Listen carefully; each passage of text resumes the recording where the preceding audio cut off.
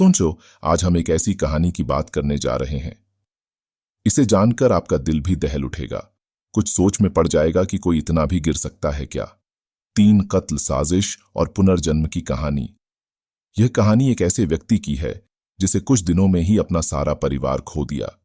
चलो आपको बताते हैं कि यह 3 कत्ल किसके हुए, किसने किए और क्यों किए। 3 कत्ल किनके हुए थे। देवेंद्र मोहन शर्मा अपने परिवार में अकेले ऐसे शख्स हैं जो जिंदा बचे हैं। इनका भरा पूरा परिवार था, लेकिन सिर्फ 2 महीने से भी कम समय के भीतर इनके परिवार में 3 कत्ल हो गए। इन्होंने अपनी पत्नी और 2 बेटियों को खो दिया। सबसे पहले इनकी छोटी बेटी चल बसी।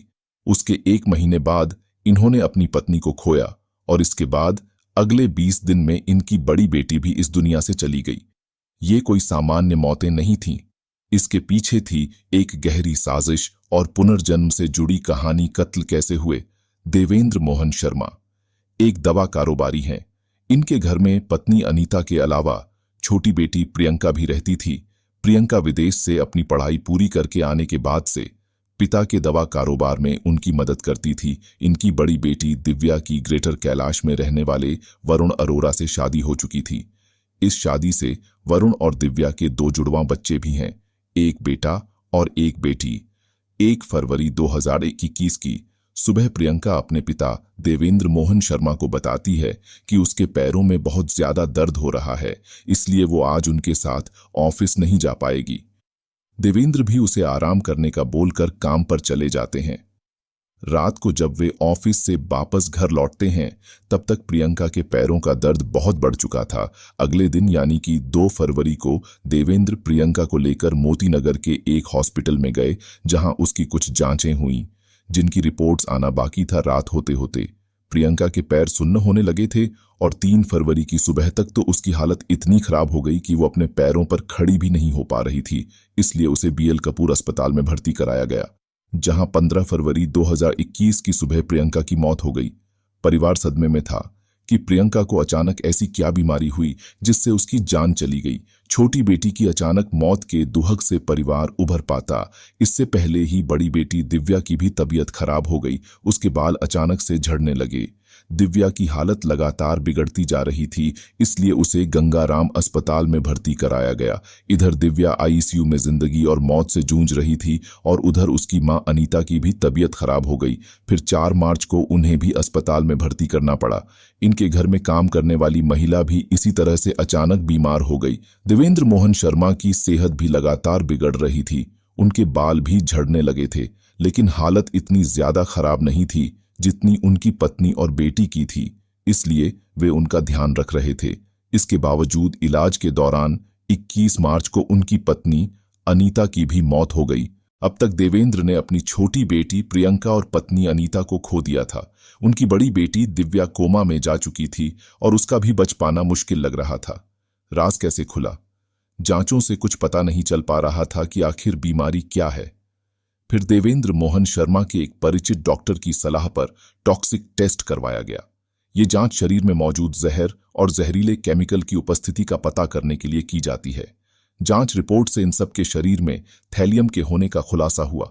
थैलियम एक ऐसा धीमा जहर है जो धीरे धीरे जिंदगी को खत्म कर देता है। थैलियम के शरीर में पहुंचने के कुछ घंटों के भीतर ही मांसपेशियों में दर्द और सुन्न होने जैसे लक्षण महसूस होते हैं। कुछ दिनों के अंदर बाल झड़ना शुरू हो जाते हैं।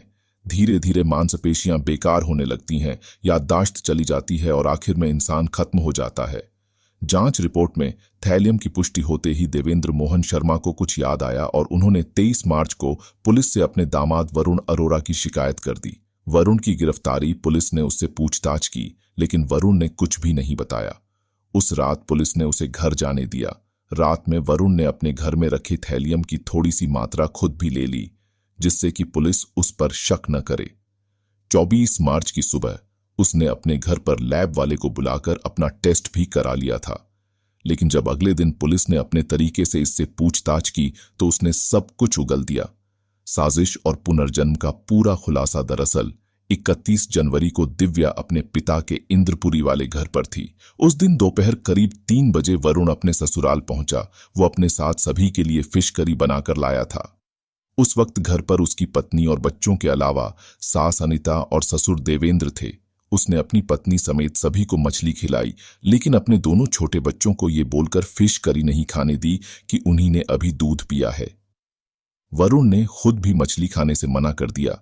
प्रियंका उस दिन अपने दोस्तों के साथ लंच के लिए बाहर गई थी, इसलिए वरुण अपनी साली प्रियंका के आने का इंतजार करता रहा। जब शाम को वो वापस आई तो 6 बजे के करीब उसने प्रियंका को भी फिश करी खिलाई। जब प्रियंका ने वरुण से भी साथ में खाने को कहा तो उसने जबड़े में दर्द होने का बहाना बना दिया। वरुण जो फिश करी बनाकर लाया था उसमें थैलियम मिला हुआ था। उसने अपनी साजिश के अनुसार सभी को वो फिश करी खिलाई और अपने घर वापस लौट आया, जिसके बाद प्रियंका और अनीता की जान चली गई और दिव्या कोमा में थी। बाद में 9 अप्रैल को दिव्या ने भी दम तोड़ दिया। वरुण अरोड़ा ने थैलियम देने से पहले ससुराल वालों को लेड और मरकरी देकर मारने की योजना भी बनाई थी, लेकिन उसे डर था कि ऐसा करने से उन लोगों की तुरंत मौत हो जाएगी और वो पकड़ा जाएगा। इसलिए बाद में उसने थैलियम जैसा धीमा जहर देकर सबको मारने का प्लान बनाया। वरुण ने इंटरनेट पर सर्च करके 22,000 रुपए देकर थैलियम का जुगाड़ किया और 3 लोगों की जान ले ली। पुलिस ने वरुण के घर की तलाशी भी ली, जहां से थैलियम की एक शीशी बरामद हुई। अब सवाल ये उठता है कि आखिर उसने ऐसा किया क्यों? जो कहानी वरुण ने पुलिस को बताई वो ये है कि इस हत्याकांड से 12 साल पहले वरुण और दिव्या की शादी हुई थी। दोनों ही परिवार आर्थिक रूप से संपन्न थे। घर में किसी तरह की परेशानी नहीं थी। बस एक कमी थी कि शादी के 7 साल बीत जाने के बाद भी उन्हें कोई बच्चा नहीं हुआ था, जिसके बाद उन्होंने डॉक्टर की मदद ली और दिव्या ने जुड़वा बच्चों को जन्म दिया। बच्चे 4 साल के हो गए। उस वक्त तक सब कुछ ठीक चल रहा था। फिर हुआ ये कि वरुण के पिता की मौत हो गई और संयोग से उसके कुछ समय बाद ही दिव्या फिर से प्रेग्नेंट हो गई। वरुण का ये मानना था कि बच्चे के रूप में उसके पिता का पुनर्जन्म होने वाला है, लेकिन डॉक्टर ने कहा कि अगर दिव्या ने इस बच्चे को जन्म दिया तो उसकी जान को खतरा हो सकता है, जिसके बाद दिव्या और उसके मायके वालों ने वरुण की इच्छा के खिलाफ गर्भपात करा दिया। इस बात से वरुण गुस्से में था और बदला लेना चाहता था। आखिर में 31 जनवरी 2021 को वो अपनी इस साजिश में कामयाब भी हो गया।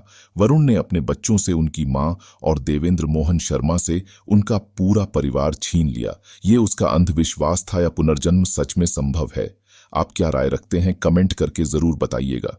इसके अलावा अगर आपने चैनल को अभी तक सब्सक्राइब नहीं किया है तो कृपया सब्सक्राइब कर लें और वी क्राइम स्टोरी देखने के लिए। तो फिर मिल गए अगली वीडियो में।